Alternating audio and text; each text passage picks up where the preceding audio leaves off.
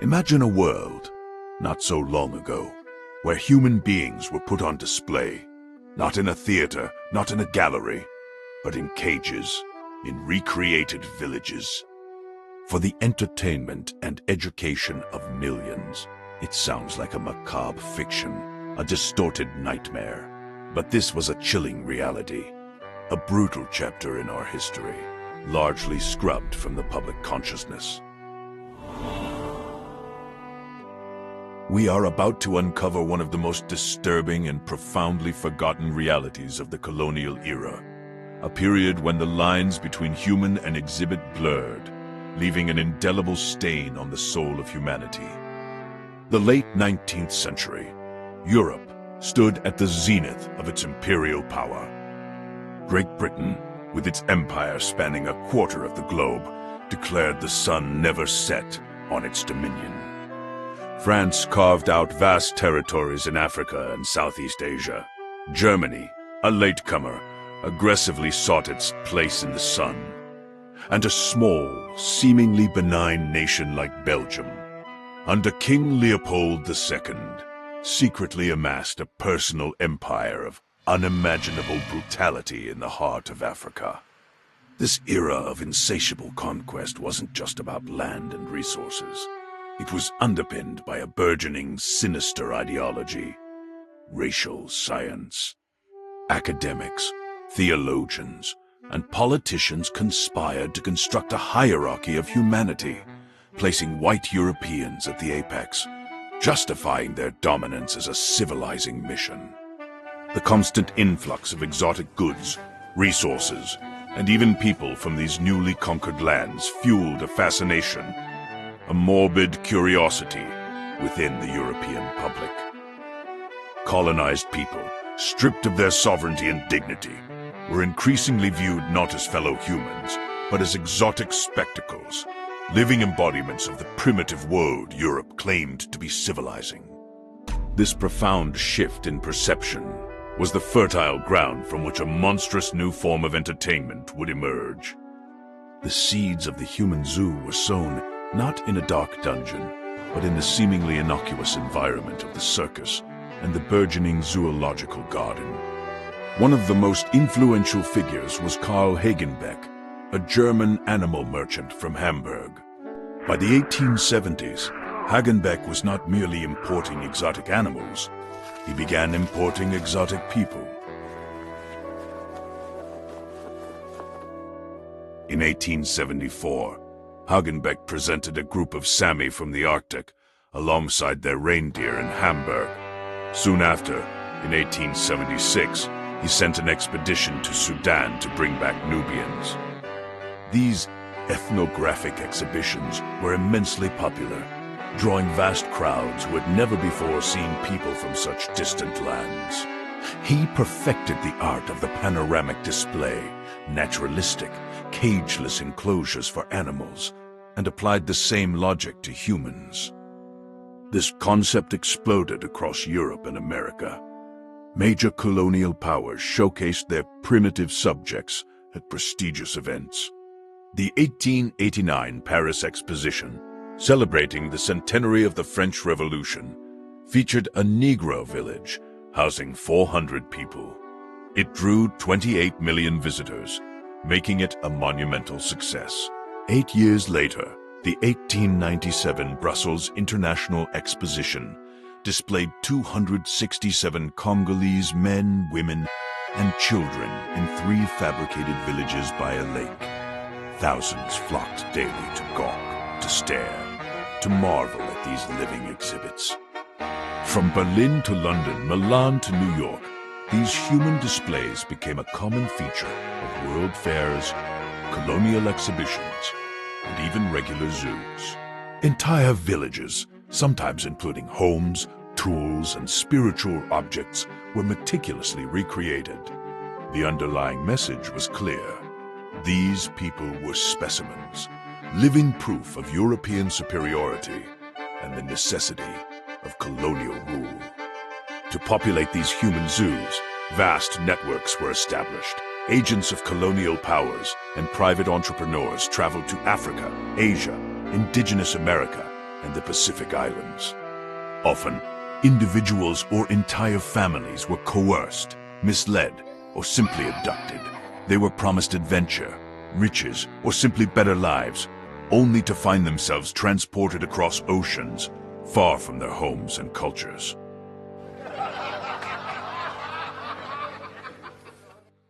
Once in Europe or America, these individuals became exhibits, placed behind fences, often in open-air compounds mirroring fabricated villages. They were expected to perform. Staged tribal behaviors, dances, rituals, crafting, were meticulously orchestrated, often for hours on end, regardless of the weather or their own physical condition. Visitors, sometimes by the hundreds of thousands daily, would stare, photograph, mock, and study these human beings as if they were zoological specimens. They were not seen as individuals with complex lives, emotions, or histories, but as representations of their race or tribe. The sheer volume of people, the relentless scrutiny, the loss of privacy. It was an overwhelming assault on the human spirit. For the displayed, every gesture, every movement, every aspect of their existence became a performance, their humanity constantly denied. Among the countless anonymous lives swallowed by the human zoo phenomenon, some stories, though agonizing, have pierced through the veil of history. Perhaps none is as infamous as that of Ota Benga. In 1906, in the heart of New York City, he was put on display at the Bronx Zoo, not in a simulated village, but notoriously, horrifyingly, in the monkey house. Across the Atlantic, the scale was often even grander. The 1889 Paris Exposition featured a vast village noir at the Jardin Colonial. And in 1897, the Brussels International Exposition at Tervuren presented an entire Congolese village with 267 men, women, and children, brought directly from the Congo Free State, the personal fiefdom of King Leopold II. 7 of these individuals would die during the exhibition from illness, their deaths barely noted amidst the spectacle. Germany, in cities like Berlin, showcased Herero and Nama people from German Southwest Africa. Britain, the sprawling imperial power, hosted countless colonial exhibitions in cities like London and Glasgow, displaying people from across its vast territories, from India to Australia. And it wasn't always people from distant, exotic lands.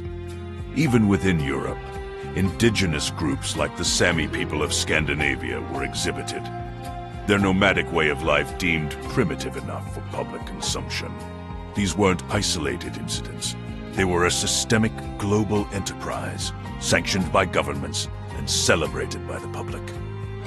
The human zoos were not merely entertainment. They were potent propaganda tools, particularly for regimes built on exploitation. No entity utilized this more cynically than the Congo Free State, the personal domain of King Leopold II of Belgium. From 1885 to 1908, Leopold presided over a regime of unimaginable cruelty. Driven by an insatiable greed for rubber and ivory, Leopold implemented a brutal system of forced labor. Entire populations were enslaved, forced to meet impossible quotas. Failure was met with horrific punishment, floggings, mutilations, the burning of villages, and mass killings.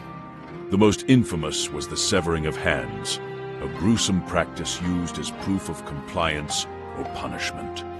Estimates suggest that during Leopold's reign, the population of the Congo was reduced by as much as 10 to 15 million people. It was a holocaust, driven by rubber and disguised as philanthropy. The displays of Congolese people in Brussels, Paris, and elsewhere served a crucial purpose. They presented a sanitized, even romanticized image of the primitive African grateful for the civilizing hand of Europe. These living exhibits normalized the imperial narrative, painting the Congolese as childlike, in need of European guidance, thus justifying the monstrous exploitation occurring thousands of miles away. But the real horror was that this was considered entertainment and a legitimate way to promote a brutal empire. Ota Benga's story is a microcosm of the dehumanizing brutality of the human zoo. A Bouti man from the Congo, he was captured during a brutal raid by the Force Publique, Leopold's private army, which destroyed his village and murdered his family. He was then acquired by American missionary Samuel Werner, ostensibly for exhibition at the 1904 St. Louis World's Fair. After St. Louis, in 1906, Benga found himself in New York, becoming the star attraction at the Bronx Zoo. He was forced to live in the monkey house, often alongside an orangutan, his natural habitat supposedly replicated with a bow and arrow and a parrot. He was presented as the missing link, a living embodiment of racial pseudoscience. Public outrage, particularly from African-American ministers like Reverend James H. Gordon, grew fierce. Gordon called for Benga's release, declaring that our race is being maligned and made an object of ridicule. Eventually, due to this sustained pressure, Benga was released from the zoo and placed in the care of Gordon, then later moved to a seminary in Virginia. But the psychological scars were too deep. Despite efforts to integrate him into American society, Ota Benga remained deeply alienated, haunted by his past, longing for his home. In 1916, at the age of 32, consumed by despair and unable to return to the Congo due to the outbreak of World War I, he took his own life. His story remains a stark, devastating testament to the profound and irreversible trauma inflicted by the human zoo. The human zoos were not merely entertainment or colonial propaganda. They were deeply intertwined with the science of the age. Phrenology, physiognomy, and craniometry, pseudosciences purporting to measure intelligence and character based on physical traits, were used to prove racial hierarchies. And this is the part many history books barely mention. Eugenics, the belief in improving the human race through selective breeding, gained widespread academic and public acceptance. Human zoos became living laboratories, validating these pernicious theories. They presented a carefully curated narrative that colonized populations were inherently less civilized, primitive, or even savage, justifying their subjugation and exploitation. Propaganda posters and media of the time reinforced these stereotypes, shaping public perception. Europeans, from childhood, were exposed to these exhibitions. Children laughed while families lived behind fences. They grew up taught to see colonized people not as equals, but as exotic curiosities or inferior beings, solidifying a worldview that sanctioned immense cruelty and inequality. This insidious conditioning laid the groundwork for decades, even centuries, of racial prejudice. While the physical conditions of the human zoos were often deplorable, the psychological toll was devastating, rarely recorded, and almost never acknowledged by the organizers. Imagine the profound isolation, transported thousands of miles, surrounded by a foreign language you don't understand, a culture you don't recognize, and constant, dehumanizing scrutiny.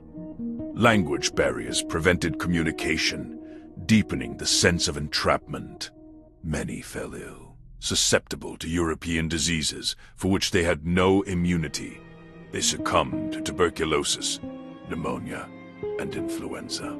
Records from the 1897 Brussels Exposition show at least 7 Congolese individuals died from sleeping sickness, a disease prevalent in their homeland, but likely exacerbated by the foreign environment and stress.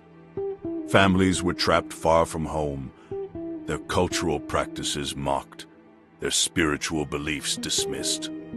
The humiliation of being an object of entertainment, of being stripped of dignity in front of millions, left an indelible mark. These were not merely physical hardships, they were assaults on the very essence of personhood. People died while crowds watched. Their suffering, their grief, their quiet despair largely went unheeded, deemed irrelevant to the spectacle. For generations, this dark chapter remained largely unaddressed, a collective amnesia shrouding the uncomfortable truth. Colonial guilt, a reluctance to confront the brutal realities of empire, led to historical silence. This was not merely a distant past. Human zoos in various forms continued well into the 20th century.